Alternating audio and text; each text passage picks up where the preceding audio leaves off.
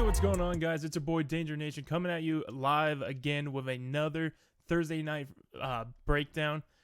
We have the Vikings going up against the Steelers. It's going to be a pretty good game, and any of these good games, you know, we're going to try to make some money off of it. But as always, as like we like to in the start of every video, please like, comment, and subscribe.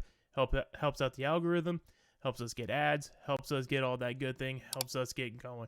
And again, as always, please join our 100% free Discord link in below. You get a lot of good advice from a lot of good people, and you get a lot of good resources. The thing that you actually guys see on our screen right now is our in-house stuff that we are sharing with you during these Monday night and Thursday night breakdowns. And this is always goes up right before the game too, so you can make the most informed decision on your money-making needs. But so I'm here to help you guys on, you know, maybe set up a lineup here or there, try to win you some money, and, you know, try to give you some advice along the way. And maybe we'll both learn something about each other. But yeah, hey, let's get started. Let's just jump in right into the studs. Let's start with our quarterbacks here. And we have the Viking Kirk Cousins at priced at a 10,400 and a struggling Ben Roethlisberger at 9,000. That's a little unfair. While he has definitely declined this year, he definitely has been somewhat stepping up in these last few games. You know, he got a lucky win against the Ravens, but hey, we take those. That's what we say in the business here. So what are we looking at here right now? So if I had to choose, you know, gun to my head, had to choose a quarterback to start this week, it would probably be Cousins. We just, Ben Roethlisberger he's been better, like I said, but he's just too darn inconsistent. We can't rely on this guy. We don't know what we're going to get this week, even though he's going up against a very suspect Viking defense that, you know what, the Steelers can probably take advantage of, you know?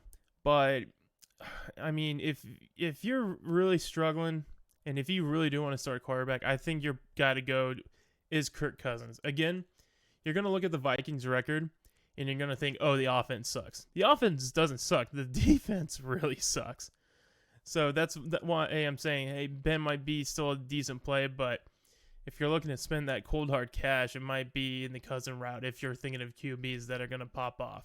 I personally think Cousins is going to pop off. I think they're just going to be pissed that they lost to the Detroit Lions last week, and I think they're just going to try to come out swinging here. And who knows? Maybe Ben does have a good game. I don't know, man. It's his last year. They might rally behind him. I don't there's no way they're doing a Super Bowl run, you know. But you know, hey, miracles might happen. And those are kind of my thoughts with the QBs here. I think Kirk Cousins is definitely the safer play if you're looking through the quarterback. I don't think you should start both at all. I don't think this is going to be a shootout at all. The over-under is 43.5, which is pretty kind of low. 46.5 is usually the average on things. So Vegas is thinking that this is going to be a low-scoring game. But with that said, we got to try to find our scores. And where are we going to find them?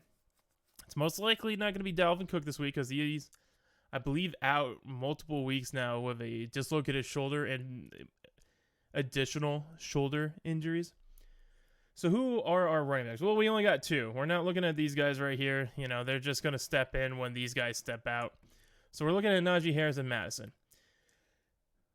I think Najee Harris is a slam dunk here. 10,000. That's like, I mean, what was it? It was Kirk Cousins at 10,400. I think you're going to get a lot more value out of that money in a Najee Harris. Ben loves to throw to this guy. He can run hard. Yeah, he's a little banged up, but this is against a very suspect Minnesota Vikings defense. I think Najee Harris is talented enough and good enough and strong enough and a stud enough to just run over this Vikings defense. I think Najee Harris is a lock. He's going to be chalked in a lot, but hey, to be competitive in these, you know, if you go into the double ups or triple ups or whatever, or heck, even the, the millionaire maker, I think Najee Harris needs to be in the lineup. I think he's going to just run all over his team. Madison, man, at that price, 98, $200 less than Najee Harris. I don't know if it's worth it, to be completely honest with you. Just a bit of foreshadowing. I think like a couple hundred more, you get Deontay Johnson. Yeah, $400 more. Man, do I think he's going to do well against the Pittsburgh's defense? Yes. Do I think it's going to be well enough for his price point compared to other people? No, I don't believe so. Again, you can against this Pittsburgh D. They've been giving up 23 points to the running offense, but Minnesota is a very balanced offense. But I don't know. I just don't see it. I don't see the value there in that price. I would probably stay clear against Madison. Just for this week. Not because I think the Pittsburgh's defense is good. I just don't think it's good at that value on what you can get for other players. Like, for example, like I just mentioned, Deontay Johnson. He's been blowing up recently. And that's basically due to Ben Roethlisberger stepping up and getting it together. He's had back-to-back, like, 30-plus point games. And I think he's actually a really good player this week if you are looking for that 10th. He's very expensive, don't get me wrong. He's pretty much the price of two players, but you're getting the points of two players. Same exact logic with Justin Jefferson. He's been a freaking stud this whole year.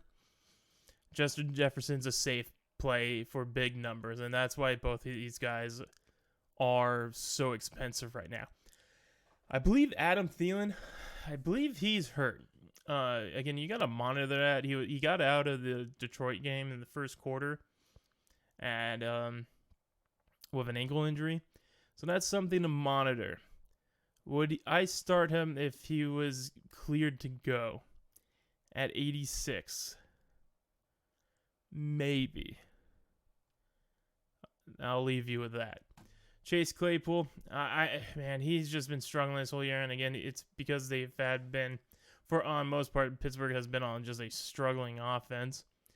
And Chase Claypool, man, he just hasn't. I think they just don't design routes for him.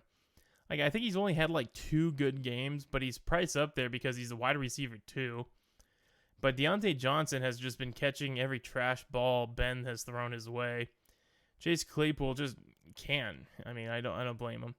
If Adam Thielen is not in, KG Osborne, I think it's just a lock-in. I think he's gonna do decently well, and he has in the past when we see that one of the receivers went down. If you look at it at the early in this season, he's done pretty well for himself. So if Adam Thielen's down and he's upgraded to the wide receiver 2 at 5,600, easy money, dude. Money in the bank. I think of James Washington. I don't even know who this guy is, to be honest with you, because Ben only throws to 3 people. And it's number 1, Deontay Johnson, number 2, Najee Harris, and sometimes Chase Claypool. No. James Washington's not your guy, even at $5,000, no. And that leaves us with the tight ends here. I think both of these tight ends, you could start them, like on the same lineup. That being said, I believe they are also both very red zone dependent. Both of these teams like to, do a quick slant in the middle, or L route right up the middle. Have these big boys try to catch the ball right in the middle of the in the red zone. I believe that's where they're gonna go if it's like 3rd and like 3. You know what I mean? They're gonna look for these guys like on the goal line for here. So I think they're both good. And yeah, man. Conklin also, like, Kirk likes to throw this guy during like garbage time and all that. So, he might like vulture some points at the very end there and like in the 4th quarter. I don't know, just to get like those like check downs real quick. And yeah. So what do I think about the defense? I don't think you really should start either of them. They're both pretty horrendous. The thing is that I could see the reason you might want to start Pittsburgh, though. I think they're going to be the more expensive of the two, but it's because two of the Minnesota Vikings players might be injured and might be out, i.e. Thielen and Cook. So what do I think about the defense here? I can see the argument for Pittsburgh. Again, two of their star players are injured, with Cook and possibly Thielen. I think both of them are like for sure out. Again, monitor it before you go. And with that out, you have players that aren't probably comfortable in, but like Madison has played before. KG Osborne has performed in the absence of Thielen. I don't necessarily buy it. I don't think either one of these defenses should be played. And I think that's just a waste. If you have the money, if you're looking for that budget player, you might want to start the Steelers kickers. I think they're decent enough where they're gonna get to like the 30-yard line and like just start kicking the ball. Yeah. Well, guys, those are my thoughts on the game tonight. Again, please like, comment, and subscribe. Join the free Discord below at Sports Capitalist. And once you're there, feel free to hit me up. Show me your lineups. I'll give you my advice. I'm always there for you guys. And yeah, man, I'll see you in the next video where you always like to let you guys know.